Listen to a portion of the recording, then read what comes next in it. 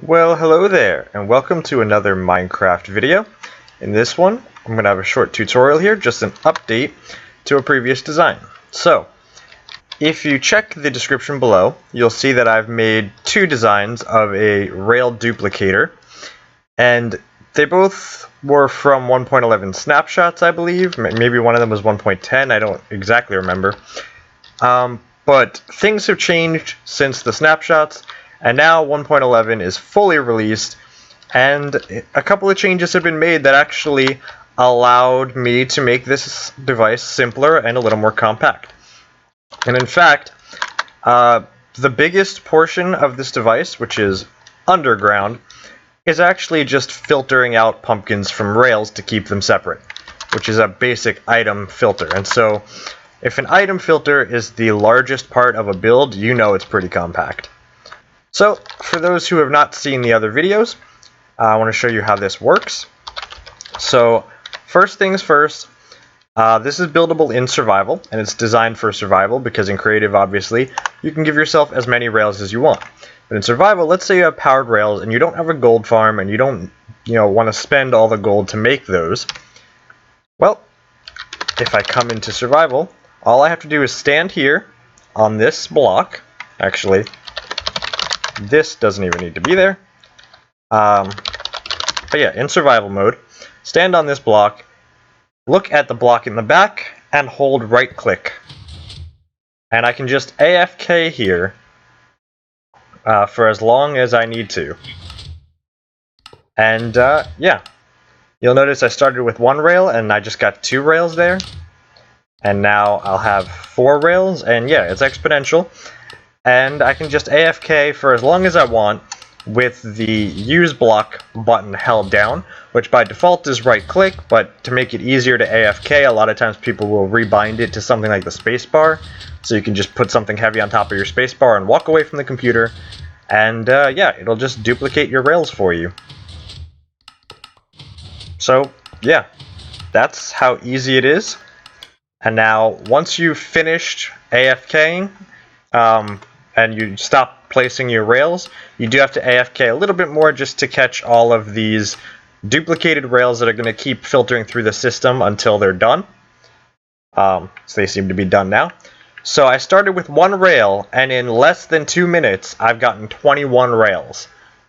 So yeah, and it's exponential growth, so it's actually going to be a lot more efficient than that the longer you go. So if maybe an hour or 2 session, you could get stacks upon stacks of rails, and it works with any kind of rail, not just powered rails. So you can duplicate your detector rails, your activator rails, your normal rails too. Let's say you don't want to spend the iron, you can do that too. And there's one thing that worked on the previous design that I haven't tested on this new design, so we'll test it together, and that is that this should also be able to duplicate carpets. So let's say I have a light blue carpet in survival mode. Nope. Okay, so it does not work. This design does not work with carpets anymore. But for rails, you saw it works perfectly fine. And yeah. And also, it has a nice little feature here where, let's say, for whatever reason, something goes wrong and you run out of pumpkins. It's perfectly fine. To reset it, all you do is you put your pumpkins in, and you press this button. And everything's reset back to normal. Okay, so I'm going to show you how this works. This will be one of my usual sort of walkthrough tutorials. I'm not going to rebuild it for you, I'm just going to show you everything, and then you should be able to rebuild it yourself. So first things first is, how do we get a dispenser to place a pumpkin? Because normally they won't. And it turns out it's a lot easier in 1.11 than it was in previous versions. So if we come here, you see the dispenser, which is facing obviously towards that way, towards the front, is on 2 blocks of snow, and that's it. That's literally all that it takes. You put the dispenser on top of 2 blocks of snow and fill it with pumpkins, and when you trigger that dispenser, it's going to place the pumpkin even if there's nothing underneath it. It'll place it in midair, it'll do whatever. previously you had to make like a sort of L-shaped, like an upside down L shape of snow to trick this, but something changed in 1.11, and now all you need are these 2 pieces of snow, and it tricks the dispenser into thinking it's making a snow golem, even though it's placing the pumpkin 1 block over, so it doesn't actually create a snow golem. So yeah, so you do that with the dispenser, and that's how you get your pumpkins placed. Now, underneath the pumpkin, you have a minecart hopper on top of a regular hopper, and that's really easy to do because you can place rails on top of the hopper and then put the minecart hopper on top of there. That is important. You might be able to get away with using just 2 hoppers on top of each other. I wouldn't do that though, because the rails can go flying all over the place. Even if it's contained in here, sometimes they can go flying out this way. So I would use the minecart hopper because it has a larger range in which it picks up items, and it picks them up faster, so it just makes sure that you don't lose any of your rails, so they all get pulled into the system. Okay, so that's how you collect everything. So now the trigger. Observer blocks have made the trigger for this thing so much simpler. So basically, you place an observer block facing towards here with the output facing away from it. So when you place a rail down, that's going to create a block update here, and this observer block will notice that, and it'll output a signal. If you just take the signal directly and pump it into this piston, you're going to have a bad time, because what's going to happen is when you place a block, it's going to push the piston, and that'll work, but the piston will create another block update, and it's just going to create a clock and just constantly push the piston down. And it's going to be very loud and annoying like the previous design was. But this design is meant to be a lot quieter because it only runs the piston when you're using the farm. So it's not a constant clock, and it makes it nice and quiet. So the way to do that is to use repeater locks. So the output from this observer block goes through a 1-tick repeater, and that signal gets put into a repeater over here on 2 ticks on the side. And so what that does is it locks it. So you get a 1 tick pulse, or a 1 redstone tick pulse, coming through here, and then 1 tick later, after the pulse is off, this will be on, and it'll block it. And that's just the right timing so that when this piston extends from that same signal, it will be extending as this repeater is being locked. So it won't be able to send the signal through a second time, and it won't be able to create a clock. By the time this unlocks another 2 ticks later, the piston will already have been retracted, and you won't get any kind of block updates. So the whole thing is self-resetting without creating a clock. So yeah, this used to be a lot easier actually with the snapshots, back when it only created a signal strength of 1, a 1 tick pulse instead of a 1 redstone tick pulse, because it was too fast to actually pick up the second piston. But, you know, some things had to change, and it's actually better off this way for a few reasons, I guess just for consistency. But yeah, you can still make it work pretty easily just by using this repeater lock. And yeah, so that is what detects the block updates when you place the rails and causes the piston to go and break it. And breaking the rails on top of the pumpkin is what creates the duplication glitch in the first place. Because if you checked the other videos, I explained it, but I'll explain it again. Basically, when you do that and you push the rail down, the piston is pushing the rail down as a block, but it's also breaking this pumpkin, and when this pumpkin breaks, it drops the rail as an item. So you get the rail block and the rail item. But then, once the rail is down here, there's no block here for the rail to attach to, so the rail block pops off as an item, and so you get the item from the top of the pumpkin and the item from the block rail that was pushed down, if that made any sense. Yeah, so it duplicates your rails. So that's pretty much it, and then all that's left is to make sure you don't run out of pumpkins. You just filter the pumpkins back through the system, and like I said, that item filter is the biggest part of this. So the pumpkin and the rails are going to fall through this hopper minecart into this hopper, and they're going to be pumped through this hopper chain. And underneath this hopper chain we have, if I can get down to it, underneath this hopper chain we have a filtering system. Oops, I just broke a hopper. We have a filter system. And this is just a basic item filter. So what you do, get down here so you can see it all. Okay, so you have the hopper chain above, and you have a hopper here facing out towards nothing, which is very important. And you fill that with 21 pumpkins, 19, 20, 22 pumpkins. You fill it with 22 pumpkins. And so the only thing that can go down through this hopper is a pumpkin, because nothing else has any room to fit anywhere. And then you have a comparator coming out of that. And when this reaches a signal strength of 2, which is when you get 22 pumpkins instead of 21, this signal will reach here, go through this repeater, and turn off this torch, and that will unlock this hopper and pull a pumpkin through. And as soon as it does that, the pumpkin will come through and get pushed out into here, but it will also drop this down to 21 pumpkins again, and that'll reduce this signal and turn the torch back on. So you'll get one pumpkin flowing through into this dispenser. Basic item filter, and this is the biggest part of the system.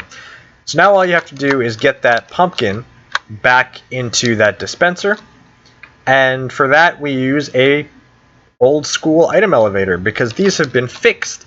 They were broken for a while. I think they were broken in 1.10, and they were broken in some of the 1.11 snapshots, but then they fixed them. So basically, you just have a dispenser facing upwards, and this is just an a dropper, not a dispenser, a dropper. So you have a dropper facing upwards, and this is an auto dropper. So this comparator will read the contents of the dropper. When it has a pumpkin in it, it will send a signal out, which will go back into the dropper and cause it to drop its item. And because this is on subtract mode, even if this gets filled, it will make a clock, and it will just keep dropping items up until it's empty. And so if you have a 3x3 area like this of solid blocks, when the dropper drops the item upwards, it will actually just get stuck in the block, and it will move straight up to try to get out of the block, because it can't move sideways because there's blocks on all sides. So then it'll move up, and eventually it'll reach this point, because this is right above that dropper, and it'll come up to here, and then it'll just be in free space, so it won't move up anymore, and it'll just fall on top of that hopper and get sucked in and get put into the dispenser. So yeah, that's pretty simple. And then because we have that item filter, all the pumpkins will go that way, but any rails won't be able to go through the filter. So they'll continue on this hopper chain, and this hopper chain goes right down here into another auto dropper. Only this one is not connected to an item filter, so this one, whatever it gets, whatever kind of rails it gets, will just be spit back up on top, and you're standing on that block, so when it comes up through the block, you pick it up. So that's how it constantly gives you back the rails that it duplicated, and also allows you to AFK there, because you'll keep getting rails to place. So yeah. The last bit was actually a little tricky, and it's getting the pumpkins to be placed again. Now you could just put this on a constant clock, but that gets a little laggy and a little loud. If you put on a constant clock, the dispenser will constantly click, which is annoying. And in addition to that, redstone dust tends to be laggy when you power it and depower it, so having a constant clock going, even when you're not actually AFKing, is kind of annoying. Now, I could make an on-off switch, but I wanted this to be smart and fully automatic. So instead, I used another observer block. So when you break a block, like when this pumpkin breaks or another one is placed, this observer block will observe that and send a strong signal through this block. Now underneath, all we have, if I can get down here, is a redstone line that goes into a 2-tick repeater, into a torch, into a block, and this block here is right next to that pumpkin dispenser. So when this block breaks, say by the piston pushing it, this will notice that change. It will send a signal through this block into this line, and then 2 ticks later, and for 2 ticks, it will turn this torch off. But it only sends a pulse, so then 2 ticks after that, this will turn back off, this torch will turn back on, and when that torch turns on, it will trigger that dispenser and cause it to place another pumpkin. So that's pretty much it. It's that simple. And because this line is what actually causes it to place a pumpkin, you can just hijack that line and put a button there and use that button. And you heard it click, but because the pumpkin's there, it doesn't waste any pumpkins. Dispensers are smart enough to know that. So you're good, and you can reset it. Now, one thing to note, if I can get in there, you do need quite a few pumpkins in here to start. So you need that filter that has 21 pumpkins, but you also need about, I don't know, I'd say half a stack would probably be enough, but I would go for the full stack or close to a full stack of pumpkins in the dispenser to start with. And the reason for that is, so when this breaks, that's when it triggers it to start to place a new pumpkin. If there's no pumpkins in that dispenser when this actually triggers, then it won't place a pumpkin, and it's not going to ever place a pumpkin again until you manually reset it. So your AFK session will end right there. So you need to make sure there's always pumpkins in that dispenser while you're using it. But it takes some time for the pumpkins to get filtered through the system, go through all those hoppers into the dropper, get dispensed out or dropped out, and get, fly up here, get put into this hopper, and then get filtered into the dispenser again. That takes time, and once you have enough duplicated rails built up, you'll be sitting here placing one rail after another pretty quickly. So you might not give it enough time to filter through. So in order to do that, you need to make sure you have a backlog of pumpkins to take up that space as like a buffer, so that it'll start using the backlog while you're, quickly using the AFK system. My sentences aren't coming out right, but you know what I mean. You need a backlog to make sure that the pumpkins have enough time to filter through the hopper system and get back into the dispenser by the time you break the next one. Otherwise, it won't work. So, half a stack to a stack of pumpkins in that original dispenser back there. And that's pretty much it. So, a brief sort of summary. You have an observer that triggers the piston, locks itself to stop it from being a clock. You have a dispenser on top of 2 snow blocks to trick it into placing those pumpkins. You have an observer down here so that when the pumpkin is broken, it triggers the dispenser to place a new one. You have a minecart hopper underneath to collect all of the duplicated rails and the pumpkins. You have a pumpkin filter over here to pull the filter, to filter out the pumpkins and send them back into a dropper elevator that brings the pumpkins back into that dispenser. And anything that doesn't get filtered out as a pumpkin, which is just your rails, will be sent into here, which is another auto dropper that spits the items back to you so that you can collect those duplicated rails and continue your AFK session. So that's it. That's how this works. It's smaller than my previous design. It's definitely less noisy.